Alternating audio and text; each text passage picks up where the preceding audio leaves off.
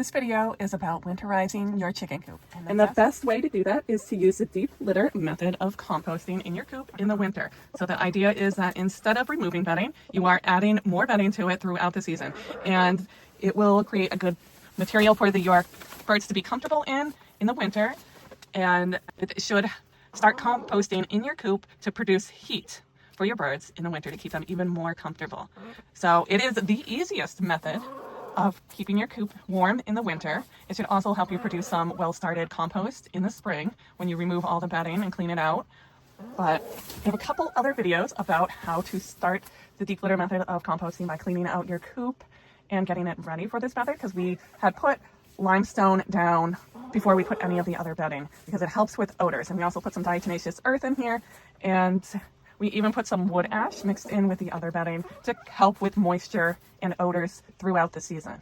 The best bedding that you can use is leaf compost. So when you are doing your cleanup of waste in your yard and cleaning up all the leaves, instead of bagging them up and putting them anywhere else, move them into your coop at that point, because it's the best bedding. And if you have leaf compost that you started last year or leaf compost that is shredded, that really is ideal, because it'll already be producing some heat for them. It'll be easier to manage and it'll make it more comfortable for them. Another good option that is readily available in stores is to use pine shavings. This is fine shavings here. So instead of the thicker shavings or the really thin shavings, we use just the fine shavings.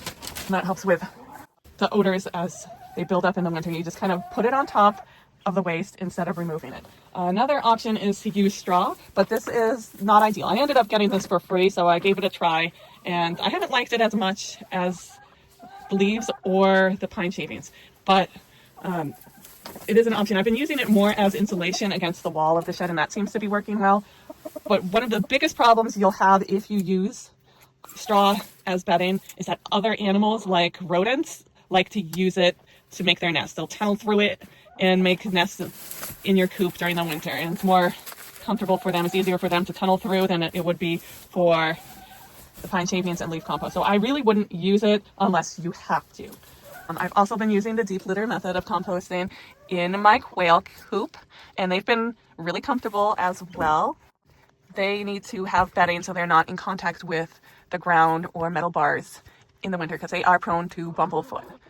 So you may also notice that I have some snow in here for them in the winter. So if their water freezes, they will actually eat snow. It's not ideal for them because it will lower their body temperature, but they do run at a higher body temperature, and it's not usually problematic. So if you are in a situation where you're going to be away for a while, or you're not sure if you're going to lose power, you can use snow for their source of water. I also keep fresh water in here for them as well, but just in case, keep some snow in here or some shaved ice if you're not sure if you're going to lose power, because they really need access to water all the time. And if you're going to lose power and you might not have any water for them, they will eat snow in an emergency. So to warm their water, I've been using a bird bath heater. So that's this right here. This is really good because it can be used in a variety of different containers and different sizes. It will prevent the water from freezing and keep it warm for them. And you really don't need it to be warm, you just need it to not be frozen. So I have mine on a timer to shut off during the night, and it just kind of turns on randomly throughout the day, so it's not getting too warm, because also it's creating condensation that can freeze on the walls of your shed. I also have it on this little thermostat that will only turn on if it is freezing in really cold environments. So this works really well. You can also use a heated dog dish. This is actually a heated dog dish that I was using previously, that you just plug in as needed, and that works really well too. I kind of find that this works better because with this, the middle of the water isn't getting frozen like it can with the other. I also keep a ball in here to kind of break up any surface tension in case it does freeze. Just having the water move a little bit will help prevent it from freezing. You can also put a little bit of apple cider vinegar in there to help your birds with a little bit of flavor and some probiotics in the winter. I've also seen that some people, if you're using a metal water container like this one, they'll use a heat coil around it to keep their water warm, and then you would have to cover it really well so your birds couldn't peck at it. But these are just some ideas to help winterize your chicken coop. These birds have been really comfortable in here despite the extra cold winter it's been. It's been unseasonably cold, and we have several feet of snow out there. So they are spending all their time in the coop, and they're still really comfortable. They're digging through it right now. They're helping to compost it. It's been so cold that it's freezing. So their waste is freezing. It's not composting. So this is actually pretty solid, but this is about 4 to 6 inches of bedding. And that's what you want if you're using the deep litter method of composting. That's going to keep them really comfortable because the top layer here still isn't frozen, even though it's been so cold. So their feet are still keeping warm and the birds are staying comfortable that way.